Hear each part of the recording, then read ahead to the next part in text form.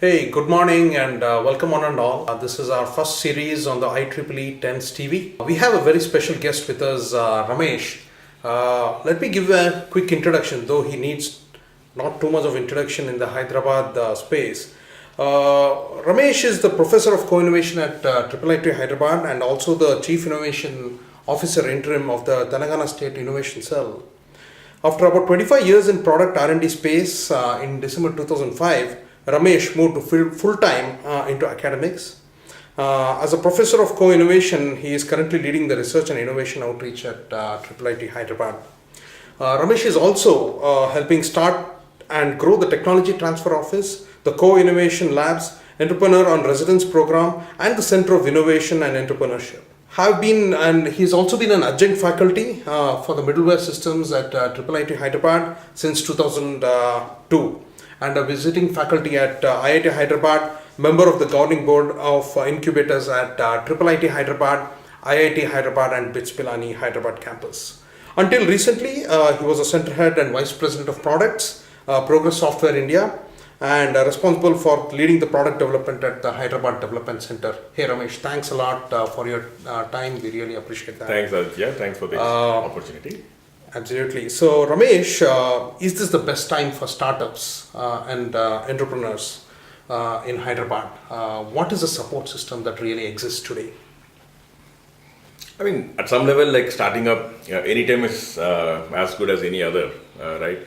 But that said, I think the peer support environment is getting much better. It's been getting better over the years. Every year gets better than the previous year.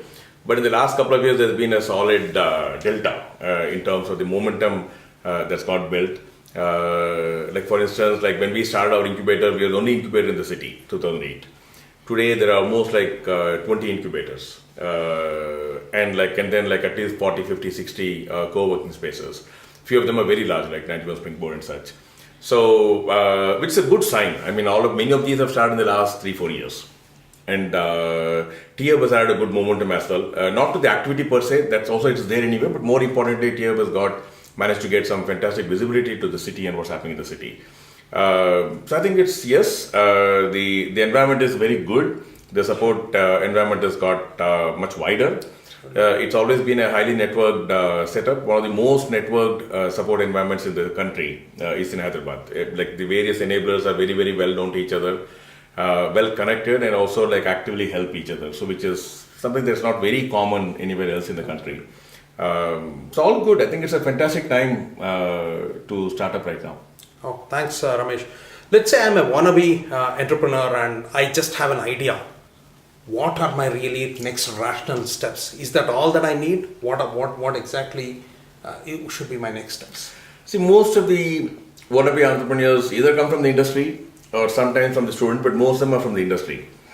And when you're working in a large company, you never get a full view of your the product or the project you're working on. Like you never understand exactly why something is happening, who's wanting it, why do they want it, what is the problem that they're trying to solve. You get a functional spec in some form or the other and then you just implement it. So unfortunately, very few people in the industry have that whole product perspective or the market perspective.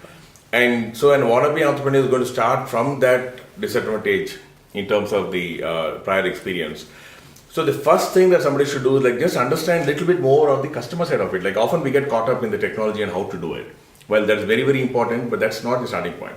If there is no opportunity, if nobody wants it, it doesn't matter how fancy your solution is, nobody's going to use it. Understanding the users, understanding exactly why they have a problem, and how is the problem being addressed? Because there's not going to be any problem that is completely unaddressed today. Right? In some form, there will be some solutions, ideal or not. Understanding what those solutions are, understanding the gaps in those solutions. Like you can't say nobody else is doing this using a mobile app with a blue screen. Correct. That doesn't matter, right? Absolutely. At the end of the day, what matters is like who's solving the problem, whether they're using technology and solving it, manually and solving it, or like however it's solved doesn't matter. Every way of solving the problem is a competition for you. It's an alternate for your product. Right. Understanding like with those in place, where are the issues? The issue may not be with everybody. Also, right? It may be certain type of users or certain type of activities where the problem might be. That's right. Understanding those gaps, right? White spaces in the solution today, right? Where there's a problem, there are some solutions, and there are unaddressed white spaces. understanding those is very, very important before you start. Because that's the opportunity you're going to go after.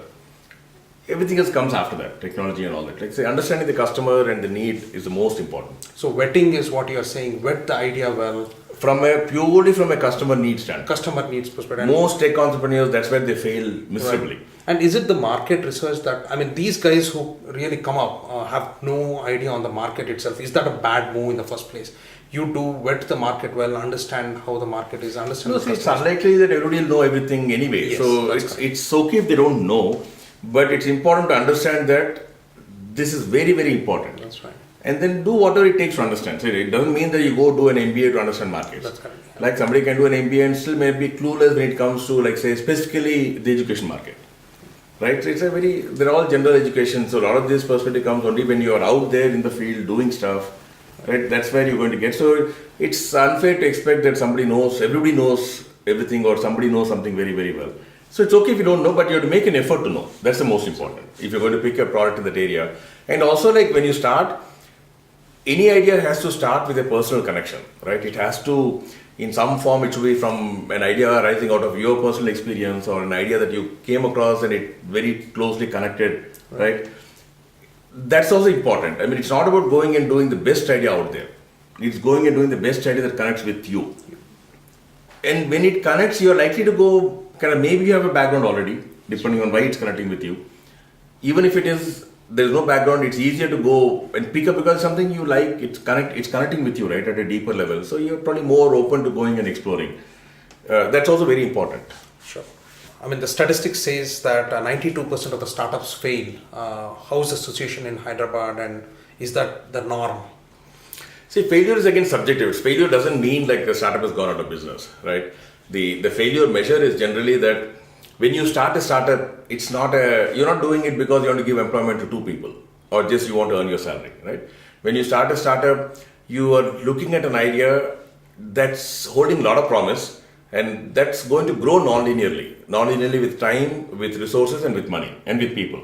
So that's the most important aspect of a startup.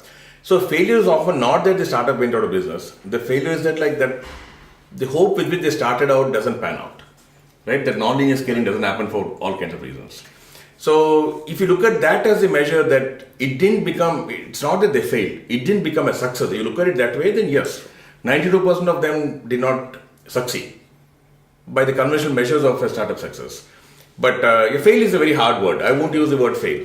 I would say like 8 to 10% of the startups click very well, and others might still be okay. I mean, like, it's not a bad deal, like, if you're going to create employment for 10 people and take care of yourself, it's okay. As a business, it's not a bad thing at all, right? But then you don't start a startup to create that level of, so you want it to click in a big way. That clicking in a big way doesn't happen for too many, right? I mean, when we say big way, I'm not even talking about like go all the way like to the likes of Flipkart or such. Those are all only lottery tickets. It just happens sometimes. But it is keep scaling and grow, like you grow to like few crores to few tens of crores revenue to maybe like few hundred crores. It's a good, for a startup, that's very good. Is building a startup with a massive exit really a bad idea? People say, hey, I really want to go and get into a massive exit and be taken over by somebody, and I start with that initiative. I mean, you start with that initiative, like then your focus is not on the right things. And like, I don't think you can work towards a massive exit, right? You can work towards a success and the success might lead to a massive exit. You cannot work towards a massive exit, right? So sometimes some people do say that, okay, they've chosen to be in a technology area where their kind of the primary customers can only be large companies. Right. And if the large companies are the primary customers, then quite possibly one of them acquires them. I mean, there may be some such considerations in the thinking, but you can't say like, I'm going to work towards an acquisition.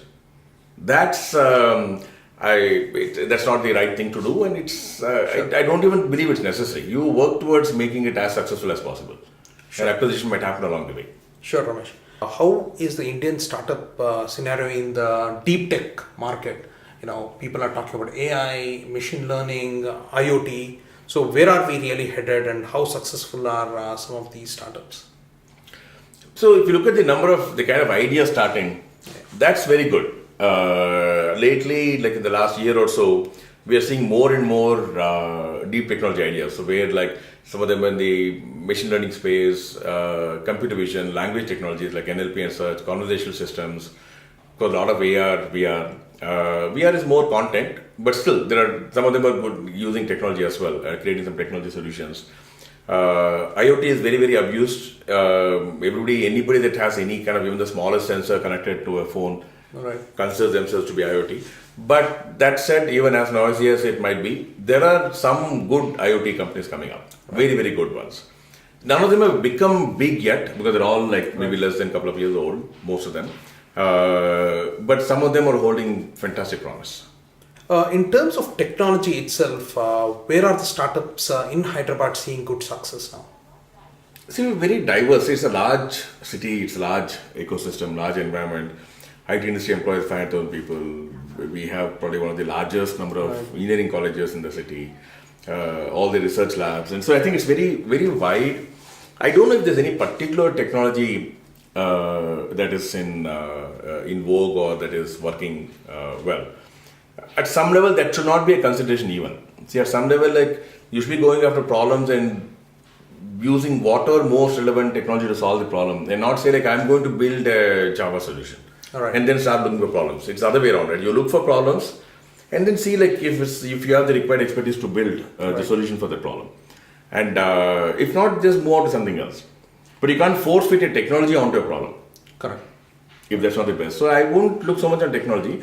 That said, like there are some sectors where we are very, very strong. Life sciences is one place where we are super strong. Probably one of the best locations. Bangalore somewhere is close maybe, but I do believe Hyderabad is still better than Bangalore for life sciences. Both like from academic institutions, research institutions, all the CSIR labs, the drug research work happening, pharma companies, MNCs like Novartis present here, the large hospital chains. I mean, it's a fantastic combination of things that's happening in the city.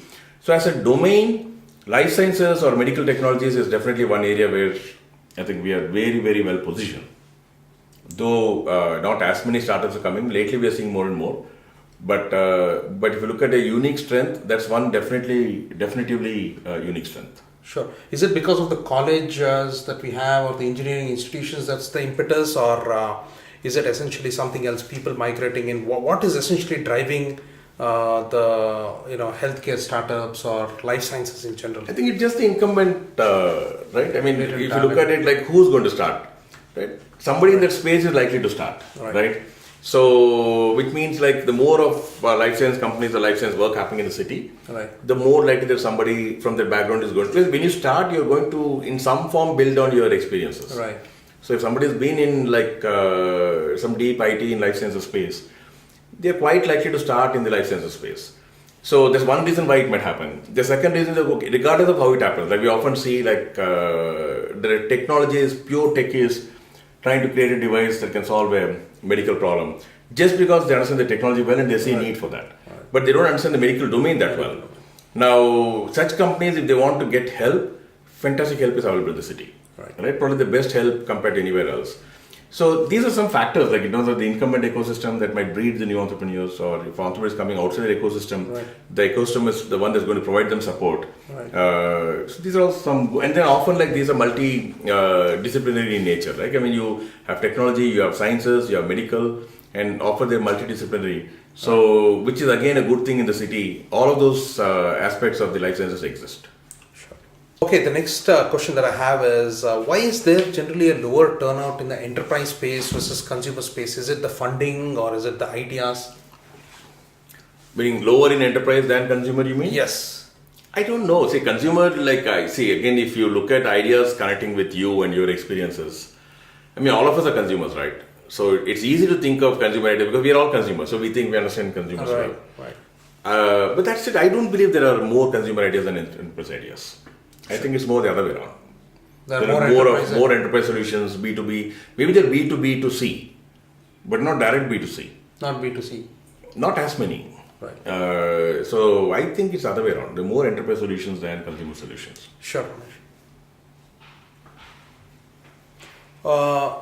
Ramesh, while we cannot underestimate a good business plan, how critical is it to have a business plan along with your ideas vetted very well?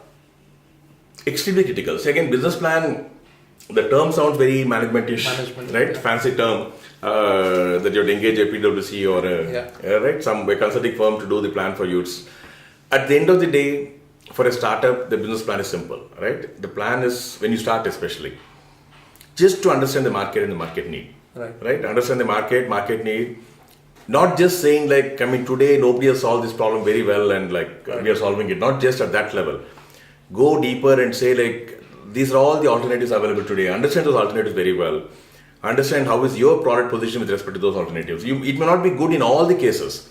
You can say like, okay, like for this use case, it's, if your solution is targeting schools, it's not like every school may buy your solution. There'll be some conditions to say like, okay, like for these kind of schools, the existing solution is good enough. These kind of schools under these conditions, like I mean, for it's only the problem is only for middle school or problem is only for high school, right? Where whatever. So you have to understand saying that like for whom under what conditions is your product the most compelling solution. Absolutely. And this study of the market and coming out with a plan based on the market, coming out with a product plan and a business plan based on the market and the market data is the key, and that is imperative. I mean, like you don't have it one way or the other. If you're going to be successful, you will figure this out, right? If not, you can't be successful. You can be lucky and successful, but not otherwise. So better to figure out, or it's essential that you figure out as early as possible, because it's not just about figuring out the market. It's about building something, because you can build a very generic product.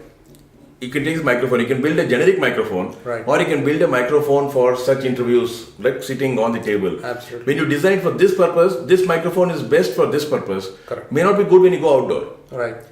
But you can say that my microphone is best for this use. So if you understand the use, your priority, you may eventually say that, okay, the same product, I will modify it a little and make it usable for other use cases. But you build it best for your primary use case first. So that's where you're going to enter and make a mark. Once you make a mark and you get known in that use case, you can go to the adjacent spaces and kind of extend the product as required. Absolutely. So knowing the market is very important from both standpoints, that you know that the opportunity is here, and also to make sure you divert your precious little resources towards your best opportunity. And not just a very wide segment. Sure. Ramesh, how is the e-governance space with the smart cities and those opportunities really coming up with the government's impetus? Are the startups really looking into that space? Are we seeing a good opportunity there?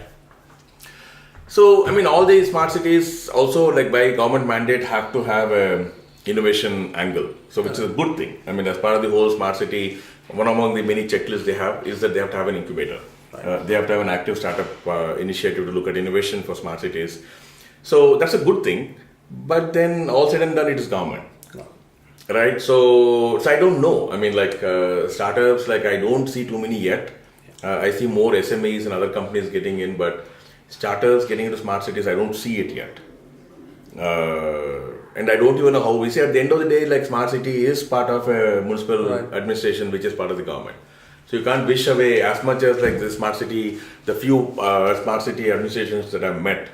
They're all good, different from conventional government, but you look at them, they all come from the government. At least they have consultants, a lot of consultants. But then at the top, the decision-making layer is all people deputed from government, right? So I don't know. I mean, while the intent seems nice, I don't yet see how practical it is. So thanks a lot, Ramesh. We really appreciate your time, and thanks for talking to IEEE Thames TV Hyderabad section. We look forward to many more such interactions in the future.